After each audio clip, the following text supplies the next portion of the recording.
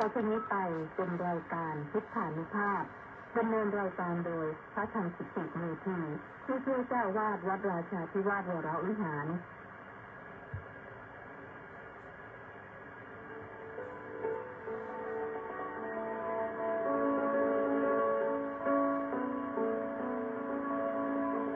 ได้เวลามาฟังพุทธานุภาพเพื่อรับทราบพุทธธรรมคำสั่งสอนเสริมมงคลให้ชีวิตก่อนหลับนอนแปลพักผ่อนสุขสบายกายใจเทิน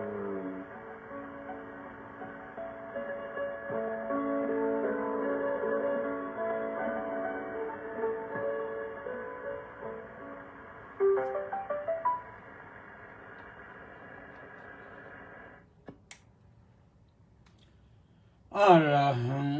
สัมมาสัมพุทโธภะคะวาพุทธังภะคะวันตังอภิวาเดมิสวากขาโตภะคะวตาธัมโมธัมมังนามัสสามิสุปฏิปันโนภะคะวะโตสาวกสังโฆสังฆังนะมามิก็ถวายความเคารพแด่พระรัตนตรัยขอคารวะพระเถรานุเถระขอเจริญสุขเจริญพรท่านสาธุชนผู้ฟังทุกท่านพฤหัสบดีที่12กุมภาพันธ์พระพุทธศักราช2569แรม10ค่ำเดือน3ก็มาพบกับรายการพุทธานุภาพ3 ทุ่มถึง4 ทุ่มจันทร์ถึงศุกร์มีให้ฟังกันทั้งทางวิทยุพล1วิทยุเสียงธรรมจากชาวพุทธวิทยุพระพุทธศาสนาและสังคมและทาง Facebook ไลฟ์ที่กิตติเมธีเข้ามาแล้วก็แชร์บ้างกดไลค์กดแชร์กดติดตามเพื่อจะได้รับทราบข้อมูลไม่ได้ตกค้างก็อนุโมทนาสาธุกับวันนี้ก็วิรุณคีรีรัตน์คนยอมวิรุณคีรีรัตน์ร่วมกองบุญหนุนกองธรรมมา500 บาทอนุโมทนาสาธุนะแล้วก็อนุโมทนากับเฉลิมและ FC อีก720 คนออนไลน์เข้ามาเปิดดูก็เจออยู่อนุโมทนาสาธุสาธุสาธุนะมีกันตั้ง720ก็ถือว่าเป็นกำลังใจนะ กดไลค์กดแชร์ก็เป็นกำลังใจกดเข้ามาติดตามก็เป็นกำลังใจท่านสาธุชนทั้งหลายวันนี้มีข่าวแจ้งข่าวหนึ่ง ต้องการได้โต๊ะหมู่บูชานะที่เขาลงทองนะโต๊ะหมู่เป็นโต๊ะหมู่ที่ลงทองที่แกะสลักลงทองขนาดกว้างก็ประมาณสัก80 เซนถึง1 เมตรแล้วก็ความยาวก็ประมาณ1.5 เมตรญาติโยมท่านผู้ใดฟังอยู่ติดตามอยู่ต้องการจะสร้างความสวยความงามความเหลืองอารามสีทองนะไม่ใช่ลงทองถ้าลงทองนี่แพงเดี๋ยวนี้สีทอง ไม่ใช่สีไม้ขัดเงา ติดต่อสอบถามได้ที่ 0819097140 นะ ถ้าโยมพร้อมจะร่วมโต๊ะหมู่นี้ก็ไม่ได้ใช้ที่วัดราชาธิวาสวิหารหรอกจะส่งไปให้โรงเรียนที่ที่อำเภออะไรฉวางนนเขาสร้างห้องจริยธรรมสำหรับให้นักเรียนได้เข้าปฏิบัติธรรมกราบไหว้บูชาอาตมาก็จะส่งไปให้พร้อมกับหนังสือสวดมนต์แปลด้วย เพื่อจะให้ได้ใช้กันสวดมนต์แปลวันละบทก็ดีแต่ที่สวดให้ฟังบ้างแล้วนะไหว้กราบบูชาวัน2 เวลาอย่างน้อยควรทำกราบครั้ง5 หนเป็นกิจประจำทำจนแม่นยำนำให้สุขสี1 กราบพระพุทธด้วยจิตบริสุทธิ์ระลึกเห็นความดีแล้วกราบพระธรรมระลึกคุณที่มีด้วยจิตเปรมปรีนับถือจริงใจแล้วกราบพระสงฆ์สาวกพุทธองค์ด้วยจิตเลื่อมใสเห็นคุณของท่านดีชอบเพียงไรน้อมมาภายในเตือนใจของตนชนกชนนีผู้บุพการีรวมทั้ง2 คนกราบหนที่4ด้วยจิตนฤมลตรีตรองเห็นผลที่ท่านอุปการแล้วประมวลความดีที่บรรดามีในครูอาจารย์ผู้ใหญ่และกษัตริย์ทรงคุณมโหฬารน้อมจิตกราบกรานเป็นที่ครบ5ลำดับแต่นั้นอธิษฐานบากบั่นด้วยใจแกล้วกล้าคิดคนึงกิจการตามวันเวลาหาช่องแสวงหาผลประโยชน์ประจำวันกับคิดรักษาทรัพย์สินนาด้วยวิธีป้องกันอย่าให้จ่ายมากแต่รู้แบ่งปันเลิกการพนันคบหาคนดีรักษาความสัตย์ตั้งจิตวิรัตบำเพ็ญขันติเว้นบาปอกุศลเป็นคนอารีรู้สมานไมตรีกับคนไกลๆคิดเชื่อเรื่องกรรมคือการที่ทำด้วยปากกายปากใจทำดีได้ดีไม่เลือกใครทำชั่วครั้งไหนผลชั่วตามสนอง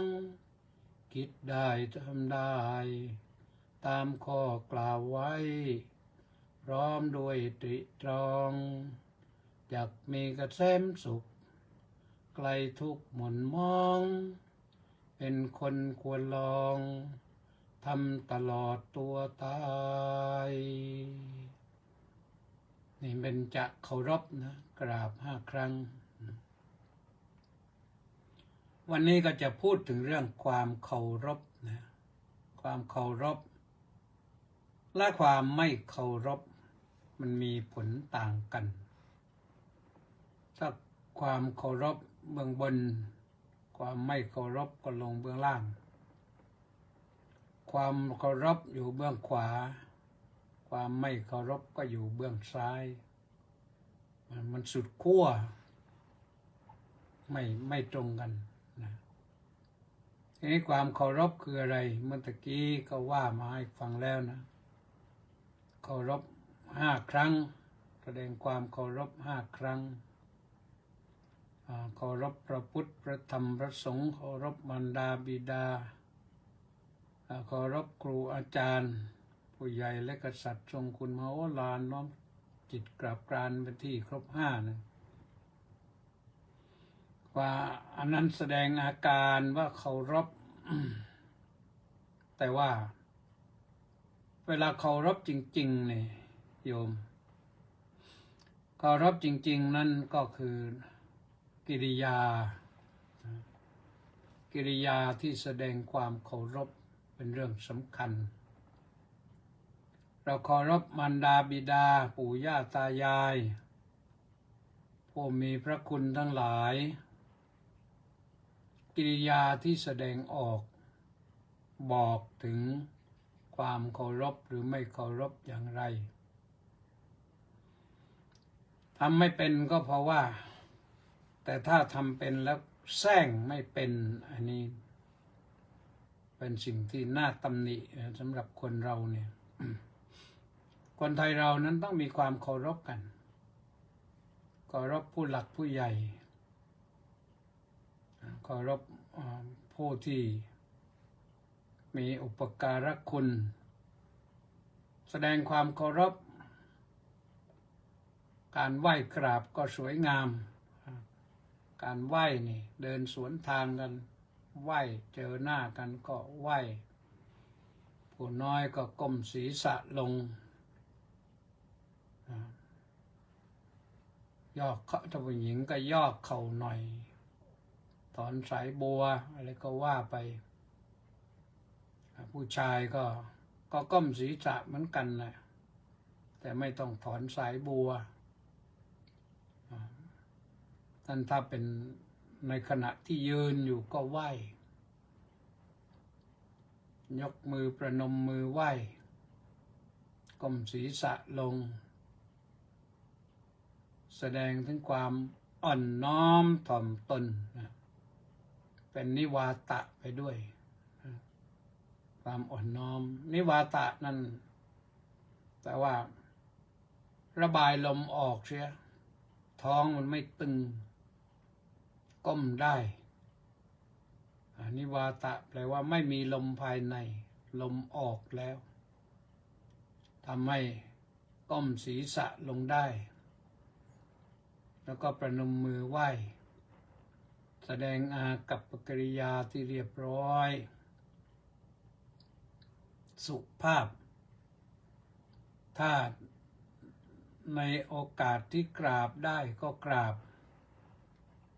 เรากราบพ่อกราบแม่กราบปู่ย่าตายาย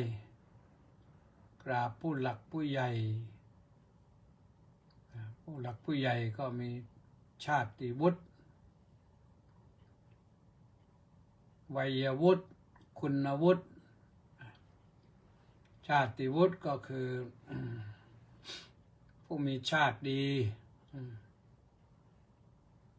ผู้มีชาติสูงก็ต้องให้เกียรติเชื้อชาติสูงต้องให้เกียรติจะตีตนเสมอไม่ได้ไอ้ตีตนเสมอนั่นแสดงให้เห็นถึงมานะทิฏฐิความกระด้างกระเดืองแต่คนที่ก็มีความอ่อนน้อมถ่อมตนนี่เจอคนผู้มีชาติวุฒิจะเป็นพระราชามหากษัตริย์หรือเป็นผู้หลักผู้ใหญ่ในสกุลหรือนอกสกุลแต่เขาเป็นคนมีเกียรติก็แสดงความเคารพอีกประการหนึ่งก็คือวัยวุฒิ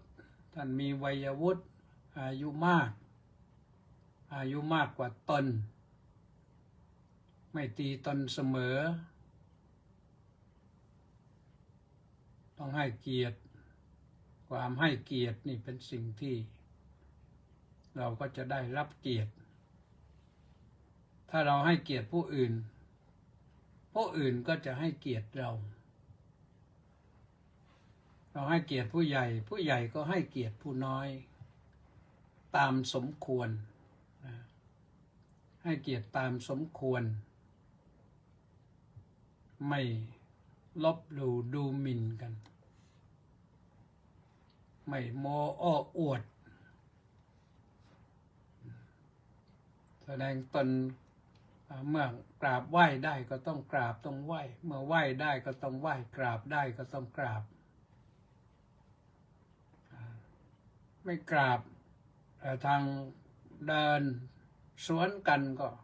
ให้ทางด้วยความเคารพหลบออกข้างทางให้ท่านไปก่อนอย่างนี้ถือว่าเป็นการให้เกียรติแก่ผู้หลักผู้ใหญ่ผู้มีชาติวุฒิผู้มีวัยวุฒิหรือแม้แต่ผู้มีคุณวุฒิวุฒินั้นมี3 อย่างมีชาติวุฒิวัยวุฒิคุณวุฒิผู้สูงวัยกว่าเราก็ต้องให้เกียรติผู้มีคุณวุฒิเราก็ต้องให้เกียรติไม่ใช่ตีตนเสมอมันจะมีอะไร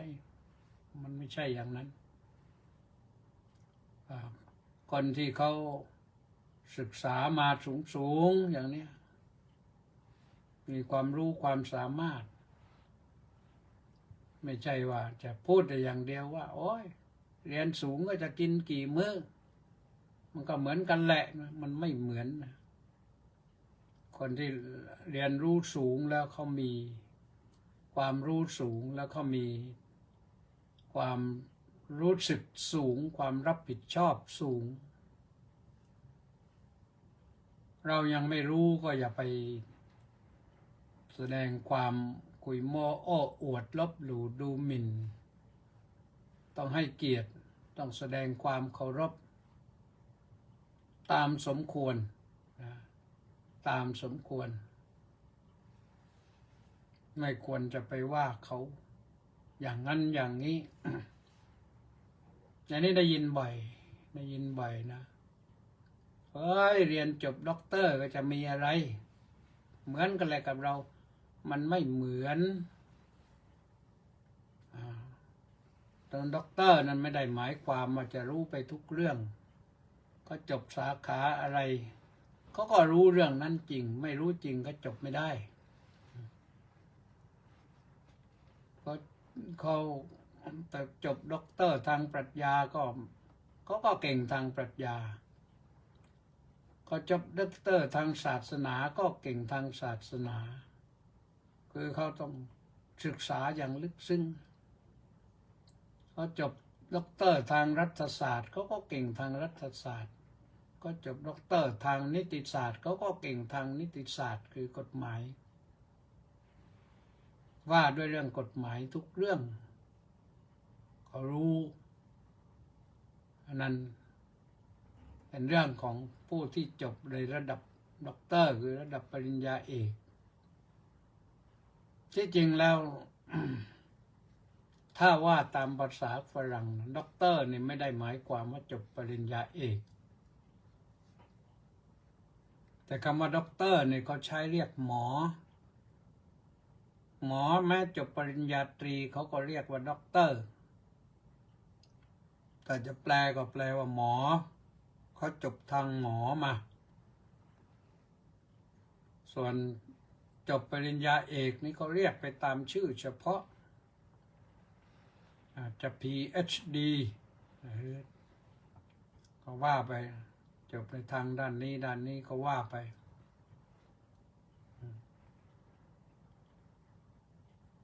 อย่างไรก็ตามแหละแม้แต่คนระดับเดียวกันเขาก็ยังให้เกียรติกันคนจบก่อนจบหลังครูบาเป็นระดับครูบาอาจารย์ระดับศิษย์เขาก็ให้เกียรติซึ่งกันและกันทีนี้ก็จบอย่างนี้นี่บางครั้งบางทีมียศถาบรรดาศักดิ์พ่วงเข้ามาอีกนะ ยศบรรดาศักดิ์เช่นเป็นครูเป็นทหารถึงจะเป็นทหารระดับนาย10ตรี10โท10เอกเป็นจ่าหรือเป็นตำรวจ10 ตรี10โท10เอกเป็นนายดาบเป็น100 ตรี100 โท100 เอกอะไรก็ในวงการเขาก็เคารพกันในวงการตามลำดับชั้นเราไม่มีอะไรก็ให้เกียรติคนที่เขามีเหล่านั้นเขามีฐานะ ว่ากันจริงๆแล้วไม่ต้องถึงขนาดนั้นคนในหมู่บ้านในชุมชนในภูธร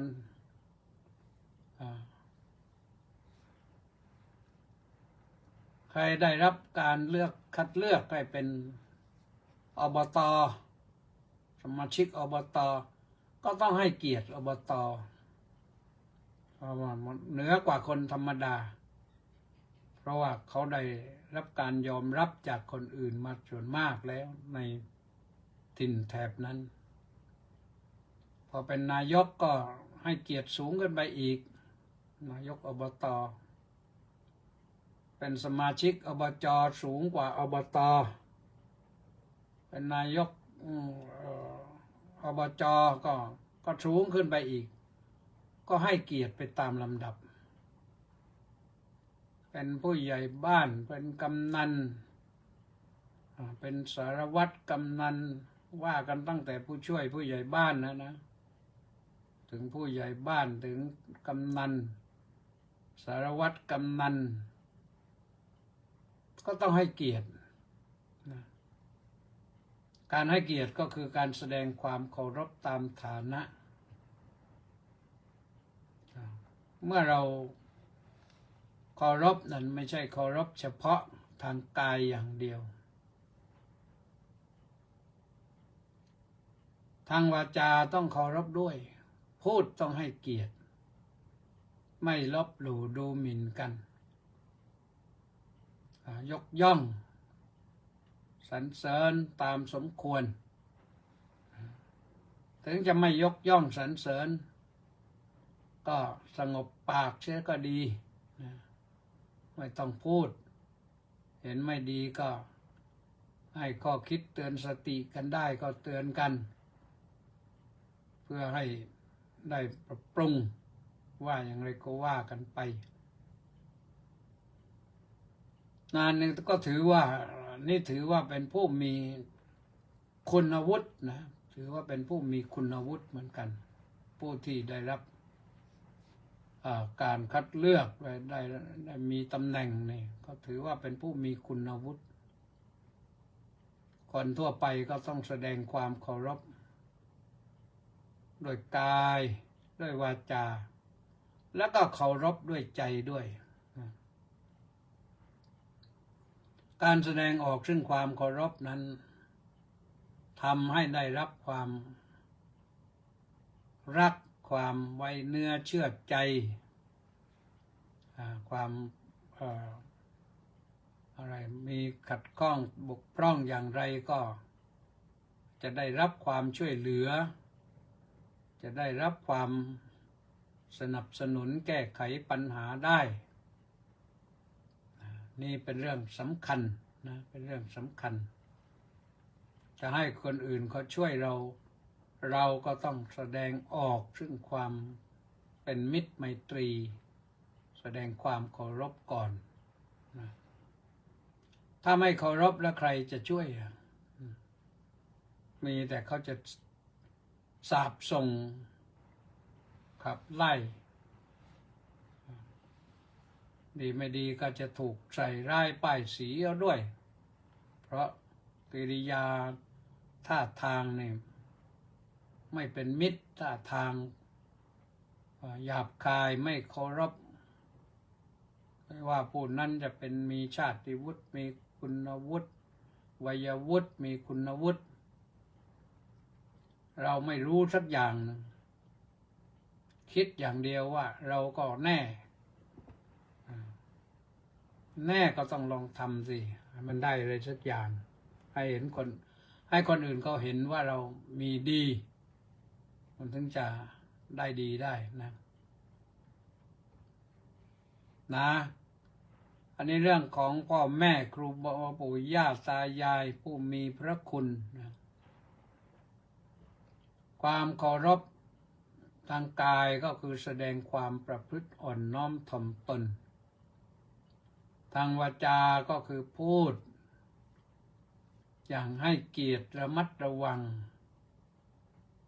ไม่พูดคำหยาบคายใส่ไม่ใช้วาจาสามหาวไม่ใช้วาจาทุพภาษิตคือพูดชั่วนะพูดไม่ดี ใจก็คิดอยู่เสมอว่าให้เขาดีขึ้นดีขึ้นดีขึ้น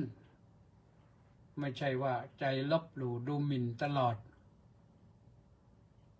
ไม่มีคำว่าให้เกียรติคนอื่นไม่เป็นอย่างนี้แล้วตัวเองจะไปได้หาเกียรติมาจากไหนเพราะตัวเองไม่เคยสร้างเกียรติยศชื่อเสียงนี่มีแต่สร้างความเสื่อมอย่างนี้ก็เรียกว่าไม่เคารพบรรดาวีรบุรุษทั้งของชาติทั้งหลายเนี่ยตั้งแต่ผู้เสียสละชีพเพื่อชาติเพื่อรักษาแผ่นดินไว้ให้เรารักษาบรรพบุรุษไว้ให้เราให้ได้มาเป็นเราตลอดถึงพระราชามหากษัตริย์เนี่ยเราต้องแสดงความเคารพไม่แสดงความอหังการมะมังการไม่รู้จักที่สูงที่ต่ำวีรบุรุษผู้กล้าของชาติที่ช่วยรักษาชาติรักษาแผ่นดินไว้ให้นี่ถึงวันสำคัญต้องไปแสดงความเคารพถึงไม่ได้ไปแสดงก็ไม่แสดงออกซึ่งความไม่เคารพนะไม่แสดงออกซึ่งความลบหลู่ดูหมิ่นเหยียดหยามต้องแสดงความยกย่องสูงส่งด้วยกายด้วยวาจาด้วยใจ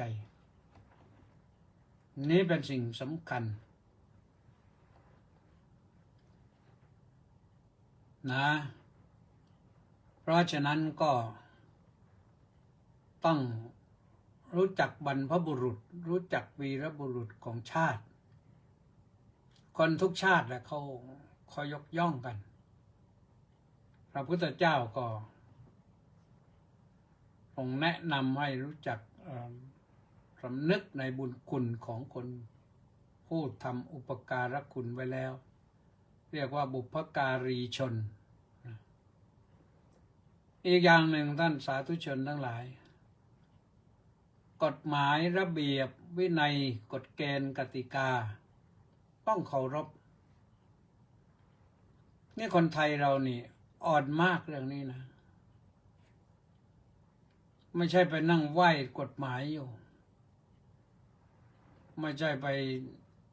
เชิดชูรัฐธรรมนูญอยู่ไม่ได้หมายความว่าไม่เคารพรัฐธรรมนูญนะเขาเคารพแต่เคารพไม่ได้หมายความว่าต้องไปแสดงออกที่อนุสาวรีย์ประชาธิปไตยแต่หมายถึงเคารพกฎหมายสูงสุดที่เราเชื่อกันน่ะคือรัฐธรรมนูญเป็นกฎหมายสูงสุดของประเทศชาติที่จริงแต่ความสำคัญสูงสุดก็คือกฎหมายว่าด้วยเรื่องความมั่นคงของชาติแต่รัฐธรรมนูญก็เป็นเรื่องของความมั่นคงของชาตินั่นแหละเพียงแต่กระจายหลายหมวดไปมากกว่า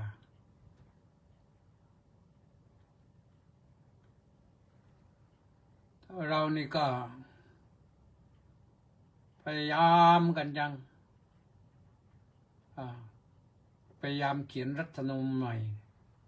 นี่ตอนนี้ก็ตกลงกันแล้วนะว่าจะร่างรัฐธรรมนูญใหม่ฉบับที่เท่าไหร่แล้วไม่รู้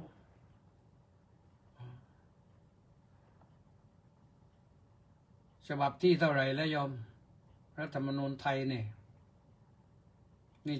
จะต้องร่างใหม่อีกนะมาแต่ละฉบับนั้นก็มีเหตุผลว่าไม่สมควรมีอยู่เสมอกันโดยมากแล้วเมื่อก่อนนั้นร่างรัฐธรรมนูญใหม่เพื่อแก้ไขปัญหาที่จริงเป้าหมายก็คือแก้ปัญหาชาติบ้านเมืองนั่นแหละ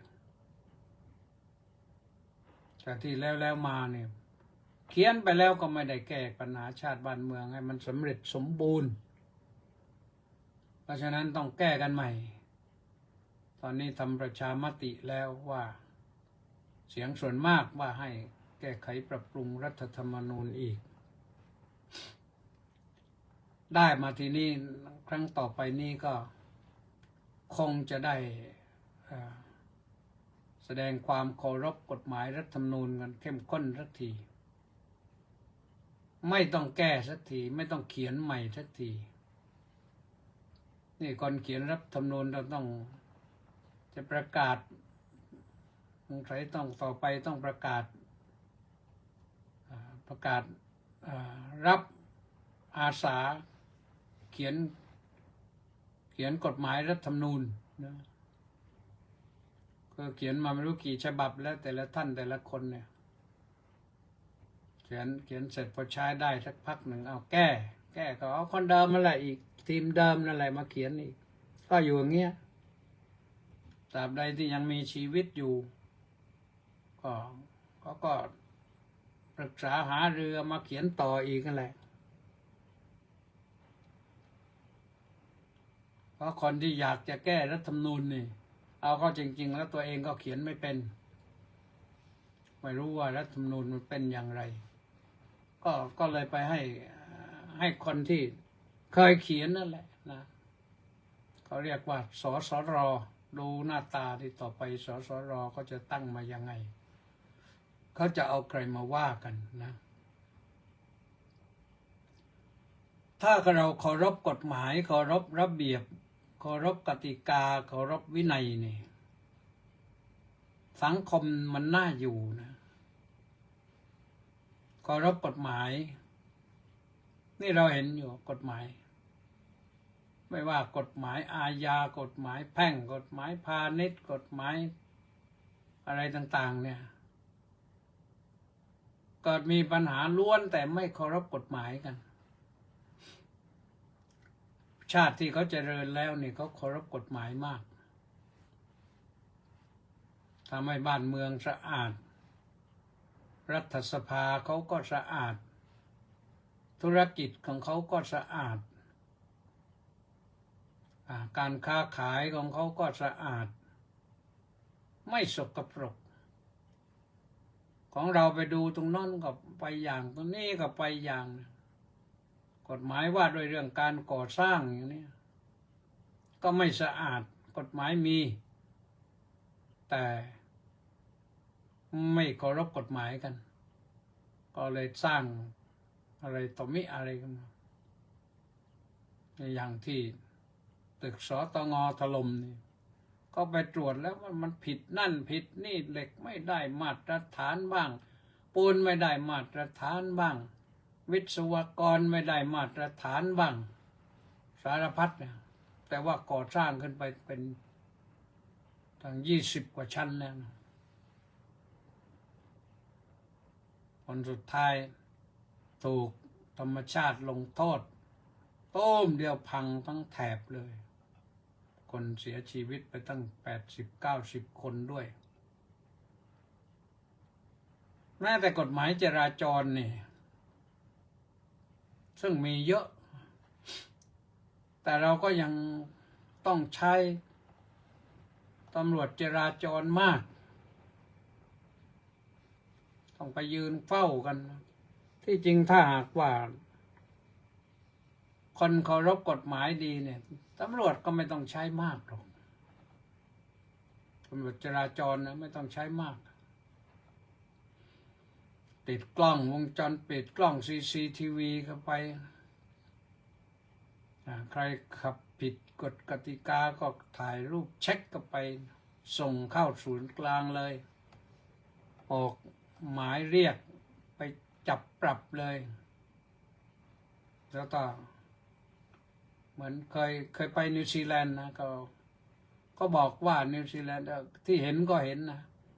รถวิ่งมาในปอวิ่งเร็วเกินกำหนดปั๊บกล้องก็ถ่ายแชะนะเรียบร้อยแล้วนะถ่ายแล้วเขาก็ส่งทันทีและภายในสัปดาห์นั้นเนี่ยใบสั่งออกมาแล้วไปจ่ายต้องจ่ายดอกเบี้ยมันขึ้นรายวันใครไม่ไปจ่ายขึ้นรายวันเลยแล้วในที่สุดก็เคยมีคนไทยได้ข่าวว่าขับรถเร็วแล้วก็กลับมาบ้านเมืองไทยมาอยู่2-3 เดือนกลับไปถึงโอ้โหใบสั่งเนี่ยเป็นแสนเลยนี่กฎจราจรนะไม่รู้กี่แสนต้องจ่ายไม่จ่ายก็ถูกเอาไปหิไล่ออกจากประเทศนิวซีแลนด์เขานะต้องจ่ายก็จริงจังนะของเรานี่สร้างถนนเท่าไหร่ก็ไม่พอหรอกเพราะรถมันมากทั้งที่คนไทยผลิตไม่เป็นสักคันหนึ่งที่ผลิตออกมาเนี่ยเป็นรถญี่ปุ่นทั้งนั้นนะส่วนมากนะคนไทยคิดไม่เป็นเรื่องสร้างโรงงานรถยนต์เนี่ยแต่ว่ารถยนต์ในรถมอเตอร์ไซค์ก็ยังไม่เป็นเลยยังไม่เคยเห็นนะไม่เคยเห็นว่ารถยี่ห้อของคนไทยมีสักคันหนึ่ง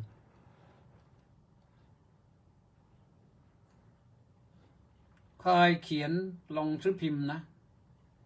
บอกว่าถ้าหากว่าคนไทยในพศนั้นไม่รู้ใครแล้วที่เป็นนายกนะตั้งชื่อเลยตั้งชื่อให้เลยอย่างถ้าเป็นสมัยนี้ก็ถ้านายกอนุทินตั้งขึ้นมาสักบริษัทหนึ่งผลิตรถยนต์เพื่อคนไทยนะตั้งชื่อรถยนต์คันนี้รถเก๋งคันนี้ว่าอนุทินอย่างนี้อาตมาเห็นด้วยเลยนะจะได้คนไทยจะได้มีรถยนต์ของตัวเองนั่งสักคันหนึ่งถ้าสร้างขึ้นมาออกมาเนี่ยใครซื้อมาถวายก็จะใช้แหละนะใช้แน่นอนแต่คงชาตินี้คงไม่เกิดชาตินี้คงไม่เกิดเรื่องอย่างนั้นขึ้นมาระเบียบนี่น้องลูกของกฎหมายเป็นระเบียบเป็นกติกากฎหมายระเบียบกติกาสร้างไว้เพื่อปฏิบัติทั้งกฎหมายทั้งระเบียบทั้งกติการวมเรียกว่าวินัยรวมเรียกว่าวินัยคำว่าวินัยนั้นแปลว่ากำจัดสิ่งที่ไม่พึงประสงค์ออกไปทำให้สิ่งนั้นเป็นสิ่งวิเศษนำไปให้วิเศษคือกำจัดสิ่งที่ปฏิกูลออกไปพฤติกรรมที่ปฏิกูลต้องใช้กฎหมายระเบียบกติกาที่เป็นวินัยกำจัดถ้าคนไม่มีระเบียบวินัยนี่กำจัดไม่ได้เราต้องเน้นกันมากในการศึกษาตอนนี้ศึกษาให้เยาวชนเนี่ยรู้จักเคารพกติกาเคารพระเบียบวินัยเคารพกฎหมายให้มันมากขึ้นไม่ต้องไปเรียนอื่นมากหรอกให้ลูกหลานได้มีระเบียบวินัยดีขึ้น ก็จะเป็นสิ่งที่เป็นแนวทางที่จะพัฒนาประเทศชาติบ้านเมืองได้นะอย่างหนึ่งแล้วอีกอย่างหนึ่งก็คือ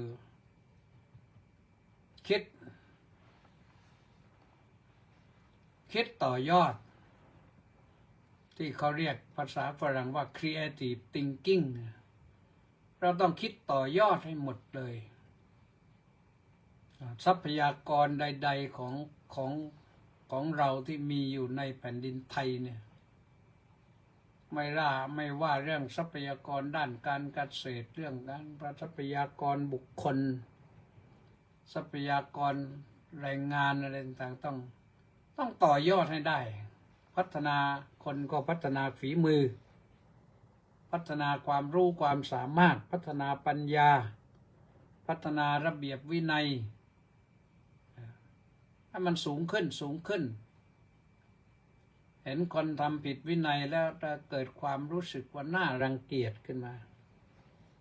ตัวเองละอายใจอย่างนี้มันจะสามารถที่จะพัฒนาชาติบ้านเมืองได้นี่เราไปไม่ถึงไหนคลานต้มเตี้ยมอยู่นี่แหละทำไปทำมาเนี่ยข่าวก็ว่าเราจะไปนั่งแถวท้ายๆของอาเซียนอะไรในตอนนี้พัฒนาเศรษฐกิจไม่ขึ้น GDP คือรายได้เฉลี่ยต่อหัวเนี่ยมันต่ำลงปีนี้ไม่รู้จะได้สัก 1.5 หรือเปล่าก็เป็นทุกข์เป็นห่วงกันอยู่แต่ว่าถ้าไม่พัฒนาคนให้มีระเบียบวินัยมันไปยากนะเราต้องพัฒนาคนให้รู้จักความต่างว่าสิ่งดีกับสิ่งไม่ดีนี่มันคือยังไงมันต่างกันอย่างไรพฤติกรรมที่ดีหรือไม่ดีมันยังไงถ้าขาดความเคารพแล้วก็ดีไม่ได้นะตั้งแต่เคารพตัวเองไปได้ความเป็นมนุษย์มาแล้วก็ต้องเคารพตัวเองอย่าให้ตัวเองเป็นอื่นไปนอกจากความเป็นมนุษย์จะทำตัวให้เป็นอื่นไป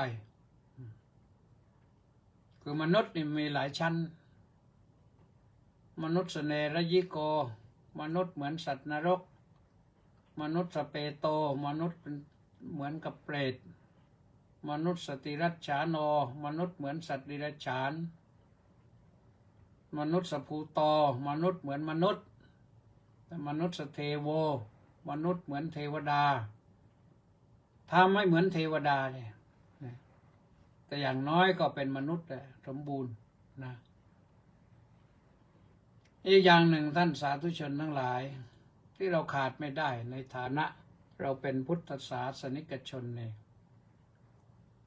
เราต้องเคารพพระพุทธเจ้าพระธรรมพระสงฆ์เป็นสำคัญเคารพด้วยกายเคารพด้วยวาจาเคารพด้วยใจ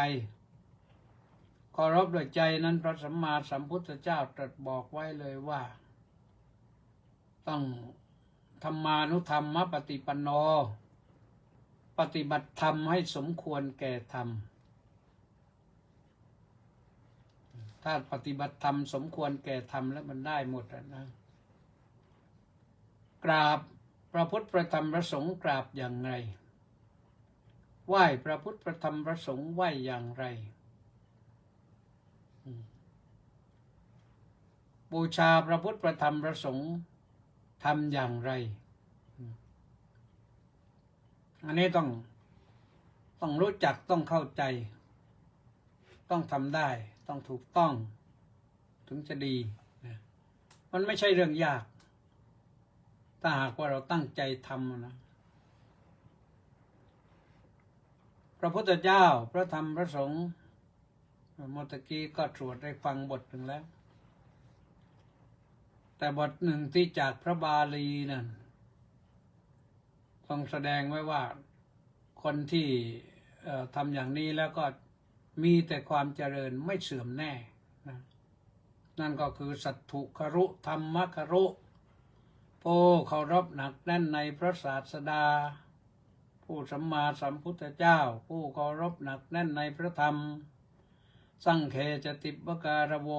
และผู้มีความเคารพแก่กล้าในพระสงฆ์สมาธิครุอาตาปีผู้มีความเพียรหนักแน่นในสมาธิสิกขายติปการโวมีความเคารพในไตรสิกขาอัปปมาดคารุภิกขุผู้เห็นภัยหนักแน่นในความไม่ประมาทปฏิสันทารการโวมีความเคารพในการปฏิสันทานอภัพโบปริหานายะย่อมเป็นผู้ไม่พอเพื่อจะเสื่อมเสียนิบบานัสเสวสันติเกเป็นผู้ปฏิบัติใกล้พระนิพพานโดยแท้แลนี่เพียงแต่การแสดงความเคารพพระพุทธพระธรรมพระสงฆ์สมาธิไตรสิกขาความไม่ประมาทแล้วก็ปฏิสันฐานเนี่ยตรงสรุปไว้ว่านั่นคือการพาตนเข้าใกล้พระนิพพานนะไม่ใช่บรรลุแต่เข้าใกล้แต่ถ้าหากว่าเคารพพระพุทธพระธรรมพระสงฆ์ด้วยการปฏิบัติตามโดยสมควรโอกาสที่จะได้บรรลุถึงซึ่งพระนิพพานก็เป็นได้มันเป็นได้นะเป็นได้เพราะฉะนั้นท่านสาธุชนทั้งหลายเรื่องความเคารพนี่เป็นเรื่องสำคัญนะก่อนที่ไม่เคารพไม่เจริญนะไม่ว่าไม่เคารพในมารดาบิดาปู่ย่าตายายไม่เคารพในวีรบุรุษของชาติไม่เคารพในพระราชามหากษัตริย์ไม่เคารพในพระพุทธเจ้าพระธรรมพระสงฆ์ไม่เคารพในผู้นำชุมชนระดับผู้ใหญ่บ้านกำนันนายกอบตนายกอบจนี่อย่างไรก็ต้องเคารพให้เกียรติด้วยกายด้วยวาจาด้วยใจสำคัญที่สุดก็คือเคารพในกฎหมายเพราะเป็นกติกาที่ท่านออกมาแล้วเพื่อให้ปฏิบัติกันทั่วประเทศทุกคนไม่มียกเว้นนะ ถ้ายกเว้นก็หมายความว่าท่านผู้นั้นจะต้องปฏิบัติที่มันมากกว่านั้นท่านที่ปฏิบัติตามกฎหมายมากกว่านั้นแล้วท่านก็ไม่ต้องมาปฏิบัติตามกฎหมายทั่วไปนะก็ขอฝากกันไว้เราก็ปฏิบัติหน้าที่ด้วยความเคารพในงานเคารพในนายจ้างเคารพในผู้หลักผู้ใหญ่ในหมู่บ้านในชุมชนทุกส่วนแหละเราเป็นผู้น้อยก็ต้องเคารพผู้ใหญ่ผู้ไม่เคารพถือว่าผู้ไม่เจริญนะในไม่เป็นมงคลนะผู้ไม่เคารพคารโวจะนิวาโตจะเอตัมมังกลมุตตมังผู้มีความเคารพผู้มีความอ่อนน้อมนี่เป็นมงคลแก่ชีวิตนะวันนี้ก็ว่าไว้ท่านี้นะขออ่านรายชื่อท้ายรายการนะมีใครมาบ้างก็วันนี้ย้อยจารุชามาคนแรกสาธุอ้าวเกิดอะไรขึ้นนะมาคนแรกตอดีไซน์สาธุว่างั้นสาธุประสานเรืองดิษกราบนมัสการสาธุครับพร้อมสาธุเฉลิมพงษ์กำแพงแก้วกราบสาธุครับพระอาจารย์สาธุแล้วก็สมศรีลักษณะวิราชน้อมกราบนมัสการสาธุเจ้าค่ะสาธุเจ๊พรแหลมทองเหงาสาธุค่ะสาธุแปะนันทิการน้อมกราบนมัสการสาธุเจ้าค่ะสาธุเกษราพรหมมาศขอกราบด้วยความเคารพเจ้าค่ะสาธุ มณีแสงจันทร์น้อมกราบนมัสการสาธุสาธุสาธุเจ้าค่ะสาธุแม่ชีสมใจสาธุสาธุสาธุเจ้าค่ะสาธุอะไรจันใจอ้อมทองจันเหรออ่านว่าจันนะกราบนมัสการเจ้าค่ะสาธุสาธุสาธุอ้าวสาธุแล้วก็ขวัญตาโพบำรุงสาธุสาธุสาธุสาธุเจ้าค่ะสาธุสริตปองแทสบำรุงสาธุครับอาจารย์สาธุด็อกเตอร์นะต้าสิทธิมงคลก็นมัสการสาธุครับสาธุเฉลิมพนัสโนไทยน้อมกราบถวายความเคารพอย่างสูงครับสาธุเป็นยาพักบุญศรีสรโชติกราบนมัสการท่านพระอาจารย์น้อมกราบสาธุเจ้าค่ะสาธุแล้วก็มีใครอีกไหมมัคคหน้าโมเมกราบนมัสการสาธุเจ้าค่ะสาธุวีรวิทย์ระฆังทองกราบนมัสการพระคุณเจ้าสาธุสาธุสาธุอ้าวสาธุวิชาญงามแก้วขออนุโมทนาสาธุครับสาธุหนูปานลักษณะวิราชน้องกราบนมัสการสาธุสาธุสาธุเจ้าค่ะสาธุกิมอินบุญท่านกราบนมัสการเจ้าค่ะสาธุสาธุเจ้าค่ะสาธุก็หมดเท่านี้นะหมดเท่านี้ท้ายรายการก็ย้ำนะย้ำว่าเมื่อตอนต้นรายการบอกไว้ต้องการโต๊ะหมู่บูชาสักชุดหนึ่งนะชุดถัดสีทองนะที่ลายไทยนะหน้ากว้าง1.5 เมตรด้านยาว1.5 เมตรด้านกว้างสัก80 เซนถึง1 เมตรนะก็ลองดูนะโยมถ้าสนใจนะจบรายการแล้วเดี๋ยวโทรเข้ามาที่0819097140นะ0819097140อาตมาจะรอรับสายอยู่ก็โยมจะสร้างคนเดียวหรือเป็นหมู่คณะก็ได้รวมกันเลยที่จริงอาตมาเองก็จัดการได้แหละแต่อยากแบ่งบุญให้โยมนะอยากแบ่งบุญให้โยมก็ลองดูที่โรงเรียนเขาต้องการเอาไปใช้ที่โรงเรียนโยมไม่ได้ใช้ที่วัดนะโรงเรียนนี่จำเป็นนะเดี๋ยวนี้เด็กนักเรียนก็จะมาวัดก็ยากนะบางทีต้องให้เขาได้ไหว้พระนะวันนี้หมดเวลาแล้วขอความสุขความสวัสดีความเจริญในธรรมของพระสัมมาสัมพุทธเจ้าจงบังเกิดมีแด่ทุกท่านพรุ่งนี้พบกันใหม่สวัสดี